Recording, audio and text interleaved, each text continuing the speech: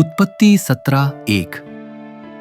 जब अब्राहम 99 वर्ष का था, तब परमेश्वर उसके सामने प्रकट हुआ और कहा, मैं सर्वशक्तिमान परमेश्वर हूं, मेरे सम्मुख चल और निर्दोष रह।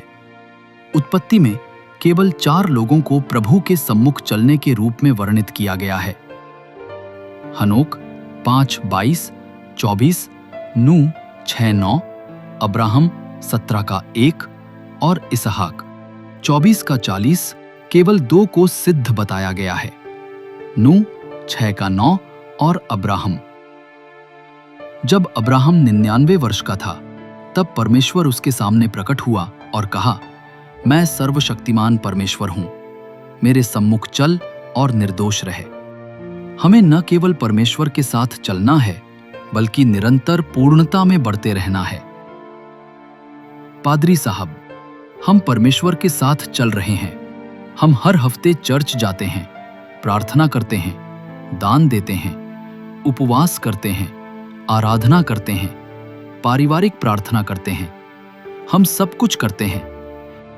लेकिन मुख्य बात यह है कि हम चल तो रहे हैं, लेकिन क्या हम पूर्णता प्राप्त कर रहे हैं? आज भी क्रोध है, आज भी लोभ है, ईर्ष्या और जलन है। क्षमा करना आज भी कठिन है। इसलिए चलने का कोई मतलब नहीं है। हम चल तो रहे हैं, लेकिन बिना किसी अर्थ के।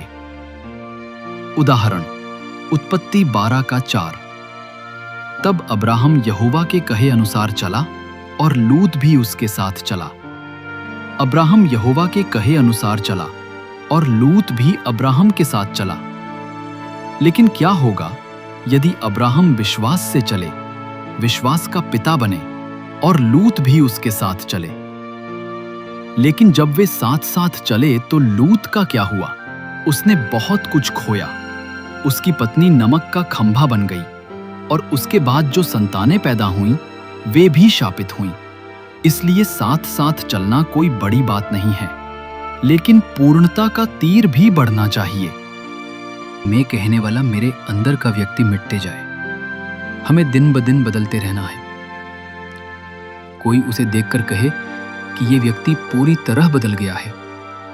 1 से 2 साल पहले ये वही व्यक्ति नहीं है जो बोलना नहीं जानता था। वही व्यक्ति नहीं है जो घमंडी बातें करता था। यहां वही व्यक्ति नहीं है जो पैसे बोलते ही उस पर जान देने को मरता था। लेकिन ये अब पूरी तरह बदल गया है। ये उस व्यक्ति जैसा नहीं लगता।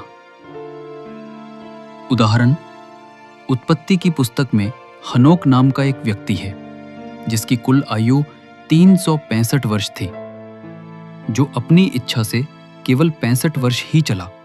शेष 300 वर्ष वो परमेश्वर के साथ चला। और एक दिन हनोक गायब हो गया और उसे उठा लिया गया। क्या आपको लगता है कि हनोक एक ही दिन में गायब हो गया और उसे ऊपर उठा लिया गया?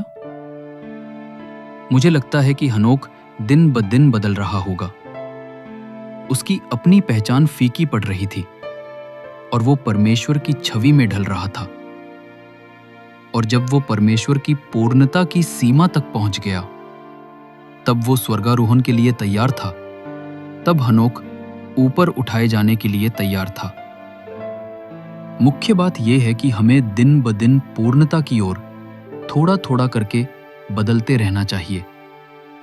तब हम हनोक की तरह ऊपर उठा लिए जाएंगे। गलातियों 2:20।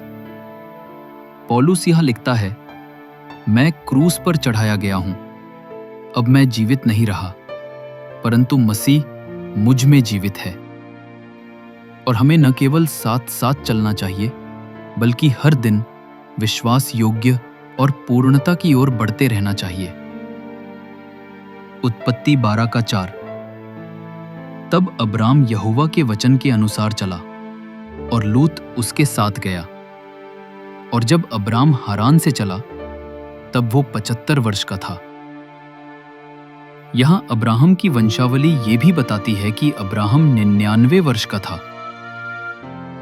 अब्राहम की आयु में एक रोचक तथ्य छिपा है। उत्पत्ति 12:4। जब अब्राहम ने अपने विश्वास की यात्रा शुरू की तब वो 75 वर्ष का था।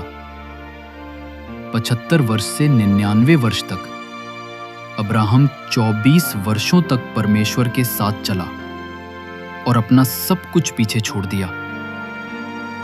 न केवल उसका परिवार, उसके लोग, उसकी पैतृक संपत्ति, बल्कि 24 वर्षों तक एक प्रवासी का जीवन जीने के बाद भी परमेश्वर अब्राहम के साथ पूर्णता की खोज कर रहा था। अगर मैं अब्राहम होता तो शायद मुझे ठेस पहुंचती, गुस्सा आता। हे प्रभु, इन 24 वर्षों तक मैं विश्वास में आपके साथ चला, यहां तक कि अपने परिवार को भी छोड़ दिया। देखो मैं कैसे विश्वास में चला, मेरे जीवन को देखो। परमेश्वर अब भी अब्राहम में किस प्रकार की निष्ठा और पूर्णता की तलाश कर रहे थे। उत्पत्ति 22:5 यहां हम अब्राहम में बदलाव देखते हैं। यहां अब्राहम इसहाक की बलि देने वाला है। अब्राहम की मानसिकता के बारे में सोचें। वृद्ध होने के बाद उसे संतान का सुख मिला और अब्राहम अपने पुत्र को पाकर कितना खुश हुआ होगा। और उसके बुढ़ापे में ये कैसा रहा होगा कि परमेश्वर ने कुछ ऐसा मांगा जिससे अब्राहम खुश हो। एक पुत्र की बलि देना कोई छोटी बात नहीं थी, लेकिन अब्राहम कहता है, मैं और लड़का थोड़ी दूर जाएंगे और आराधना करेंगे और वापस आ जाएंगे। यही पूर्णता है, वो पूर्णता जो परमेश्वर चाहते हैं। प्रार्थना का उत्तर मिले या ना मिले, देने का इरादा वही देना है जो परमेश्वर चाहते हैं। जिसको देने पर मुझे दुख हो रहा हो, जो मेरे हृदय में है, उसे देने का अर्थ है पूर्णता की ओर बढ़ना। अब्राहम की पूर्णता उत्पत्ति 13:8-9 यही पूर्णता है। व्यवस्था विवरण 18:13 तू अपने परमेश्वर यहोवा के साथ सिद्ध हो। मत्ती 5:48 इसलिए सिद्ध बन जैसा तेरा स्वर्गीय पिता सिद्ध है। 2 पतरस 1:4 उसी ने हमें बहुत बड़ी और बहुमूल्य प्रतिज्ञाएं दी हैं, ताकि इनके द्वारा तुम उस भ्रष्टता से छूटकर जो संसार में अभिलाषाओं से होती है, ईश्वरीय स्वभाव के संभागी हो जाओ। एक पुराने पादरी ने अपने निधन से पहले मुझे एक सलाह दी थी। उन्होंने मुझसे कहा था, प्रभु जो भी करने के लिए कहते हैं उसे करने से कभी मत डरो।